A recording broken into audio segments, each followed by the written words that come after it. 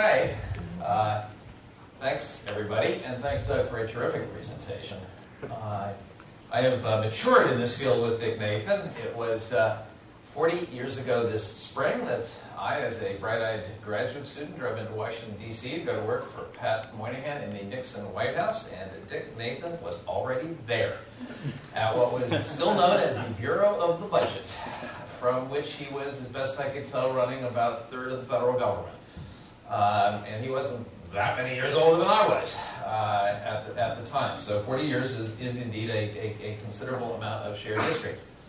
It's cheering and discouraging for a charter school person to come to New York and to come to Albany because on the whole, the picture that Doug just painted is considerably brighter than the national charter school picture. And I spend most of my time in the charter world either looking at the national picture or in Ohio. And I would kill for a scatter plot like the one he showed for Ohio, where I have to say we would instead find a very large fraction of the charter schools in the wrong quadrants of the scatter plot. I am still a charter enthusiast, but I am more sober about this phenomenon than I was a dozen years ago. I want to mention 8 developments that have sobered me some and made me a little bit more discerning and persnickety, and then I'm going to get around to 5 reasons why I'm still a charter school enthusiast, and somewhat bullish, but not as rosy tinted as perhaps I once was. The first large point is that quantity didn't turn out to do the trick. In the early days of the charter movement, in much of the country, incidentally not including New York State or Massachusetts or just a few other places, in most of the country we set out to open as many charter schools as fast as possible, and everybody that wanted a charter got one. That's a slight oversimplification, but not much of one. Ohio would be an example of a place where that's pretty much what happened.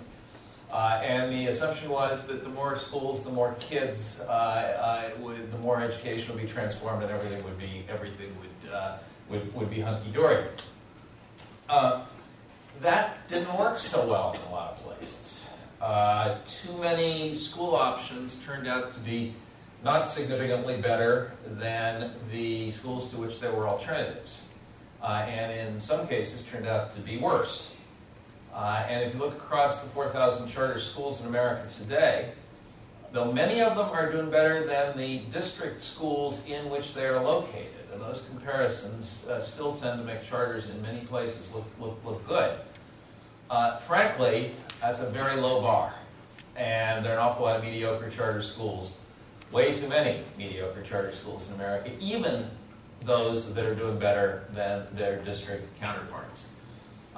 These are typically urban schools that are doing really badly, and the charter schools are doing a little better. And that is, and the kind of culture of excellence that Doug was just talking about, that I think is a true story in much of New York State, certainly in Albany, didn't quite infect the charter schools of Dayton, Ohio, or Phoenix, Arizona, or a bunch of other places. Second sobering development. Just as not enough schools have kept their side of the bargain and delivered strong academic results, neither have state policymakers in most of the country kept their side of the bargain and delivered the true freedom, the adequate funding, the opportunities to open more good schools that would be the flip side of expecting the schools to deliver results. The policymakers haven't delivered on the other side of the charter deal. Now, I admit to being envious of the per-pupil funding of charter schools in New York State compared to charter schools in Ohio, for example. And yet, in both states, they're dramatically underfunded in comparison to the district schools down the street. Third problem, the school marketplace turns out not to work as well as I and a lot of other school choice supporters had expected. Parents, often desperate for a safe, decent alternative for their kids, often are not very discerning about academic quality, about curriculum, about school performance, and will happily place their kid in a school that's actually not delivering the goods academically, and happily keep their kid in that school, even though it's not delivering the goods academically. Parents have a lot of motives for picking schools, and in a kind of Maslowian sense, once the school meets the criteria of being safe, accessible, and welcoming, too many parents, in my experience, especially poor parents, do not go on and ask to see what its test scores look like compared to what the alternatives might be. And other kinds of marketplaces, such as the reputational market that Doug was talking about, that seems to have set in among many of the charter operators in New York. The reputational market doesn't seem to work in Ohio. The schools are not competing with each other for quality. They're competing with each other on other grounds: enrollments, finances, sometimes staff, but not quality. Fourth, some of the early assumptions, important assumptions, about how the charter sector would and should work haven't turned out to be quite true. At least haven't worked quite as intended. One example is the proposition that bad charter schools would simply be shut down. Well, it turns out to be almost as hard to close a bad charter school as it is to close a bad district school, and for many of the same reasons. People love their school. People are invested in their school. The school is a pillar of the neighborhood. The people attending it think it's a fine school, even if the external evidence doesn't say that, et cetera, et cetera. And I speak here as an authorizer, by the way. In New York State, you only have 2.5 authorizers. Ohio, I think we've got 70 now. I'll come back to that. And the Fordham Foundation is one of them. And so we have had to deal with the question of what do you do with a bad school. Another assumption that didn't work out quite as intended is the assumption that the more authorizers, the better. Now, one is a very bad idea, and let me be very clear in some of the recent uproar in New York that we'd be better off, you'd be better off if there were only one. Very bad idea. 70 is probably erring in the opposite direction. And it creates a kind of a perverse marketplace among authorizers and some perverse incentives among authorizers. And the incentives get a whole lot worse if the authorizer's funding comes from as a percentage of the per pupil payment to the schools. Because then the only money the authorizer gets depends on how many schools they authorize and how big those schools are. Incentives obviously don't work toward quality in that case. So be careful what you wish for when you wish for multiple authorizers, but please don't err in the opposite direction, New York. Fifth sobering development, the political opposition to charter schools hasn't gone away in much of the country, and in a few places. I could give you a long, long story about Ohio. The political opposition has intensified. Indeed, the fate of the Ohio charter movement depends on a legislative conference committee that was supposed to start its meeting today to determine the biennial budget for the state of Ohio, in which is embedded essentially the future of the charter movement in that state. We can come back to that if you're interested during the discussion. Sixth, too many people who set out to start schools should not have. Either they had good intentions but had no clue what they were actually doing, or they were motivated by financial greed and other dubious goals and shouldn't have been allowed to get into the education business. Seventh, in most states, I've already sort of half alluded to this, too little attention was paid to the authorizer's side of the deal. A charter is a contract between a school and an authorizer. A lot of attention was paid to what the school would have to do to live up to its contract. Very little attention was paid to what the authorizer would have to do and whether the authorizer was competent to do those things. And eighth and finally, except in a few places, there's been far too little healthy interaction between charter schools and district schools. They pretty much are ships passing in the night.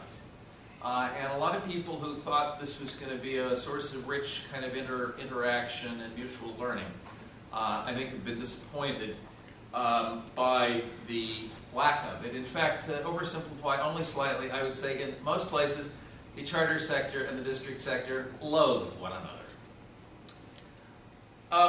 I could go on, but 8 is enough to be sobered by. At the same time, some developments really have been healthy and positive since Minnesota stuck the first toe into the charter pond. And I will mention 5 of these, as I said, and then subside and we'll get into conversation. First, America's relatively recent emphasis on standards and goals and measurements and data and accountability have, on the one hand, been healthy for the charter movement, causing charters to focus on academic results.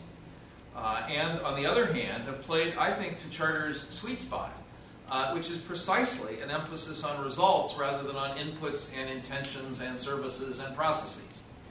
So the interplay between the, call it the standards movement and the charter movement has been a good thing, I think, for charter schools.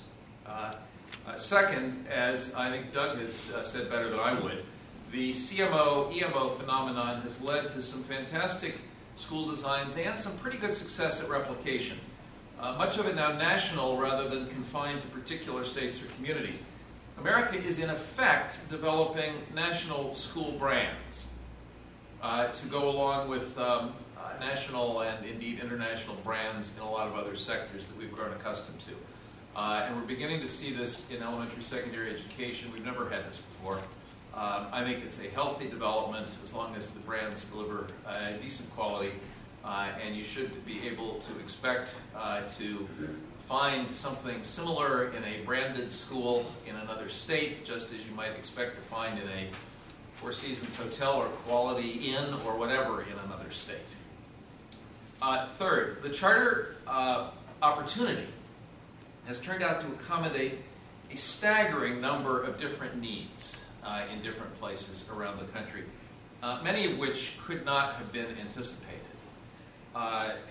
Needs of disabled kids, needs of disenfranchised communities, needs of immigrant and ethnic groups for, in effect, schools of their own. I think probably the single most unexpected example of this for me was walking into a charter school in a very small town in the mountains of Colorado and discovering that the town, which had had its school taken away by a large district consolidation with a 50-mile wide district spanning the mountains, had recaptured its own town school using the charter law to, in effect, retrieve a community school for itself rather than feel like its school was being run by people on literally the other side of the mountain range in this case. Many different kinds of needs and situations have been accommodated by charters, which turns out to be, it's also incidentally turned out to be receptive to some other kinds of important innovations, such as virtual schooling, which is getting a lot farther, a lot faster in the charter sector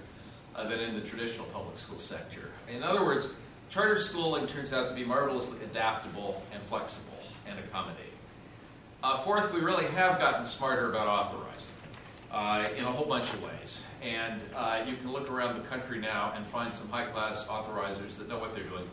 And you can't find enough of them in Ohio yet. But you can find that this side of the charter deal is better understood and being better operationalized.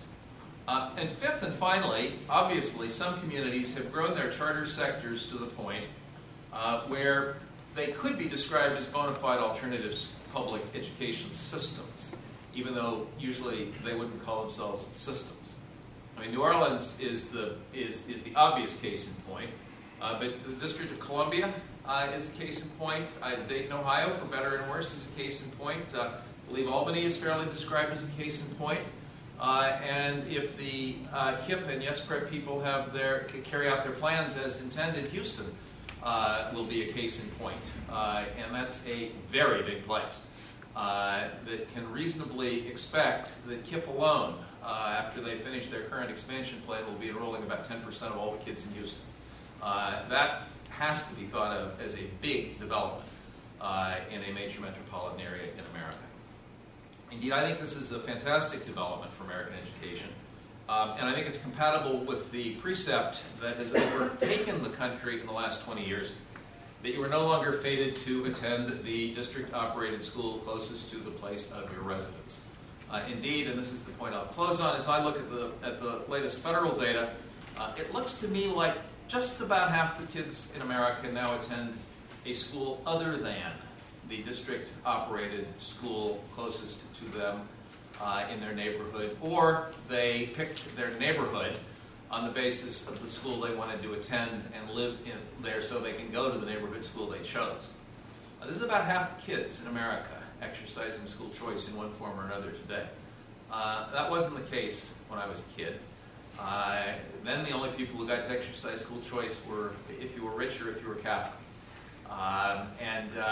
Today this has changed the culture of the country, I think, in a healthy way.